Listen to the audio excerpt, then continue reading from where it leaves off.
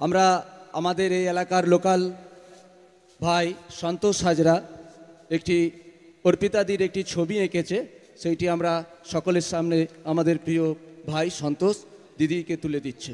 সকলে একবার করতালি চাইব সন্তোষের জন্য। তো থ্যাংক ইউ সো মাচ। এটা আমার কাছে,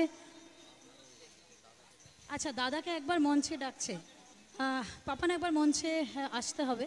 তো একটু একটু মঞ্চে আসতে হবে পাপান। তো যেটা বলছিলাম, সন্তোষ, আমার ছোট ভাই Santosh Hazra, thank you so much. আর সত্যি বলতে আমার এই পুরো কালী পুজোর এতগুলো দিনের মধ্যে আজকের দিনটাই একমাত্র খালি ছিল। তো আমি জানি না, দুদিন আগেই হঠাৎ করে ফোন আসে আমার কাছে, তো হয়তো এটার জন্যই খালি ছিল। আপনাদের সকলের কাছে আসবো বলেই আজকে আমি হয়তো খালি ছিলাম, আপনাদের সামনে আসতে পারলাম। Thank you so much. এটা আমাদের দুজনের কাছে অনেক অনেক অনেক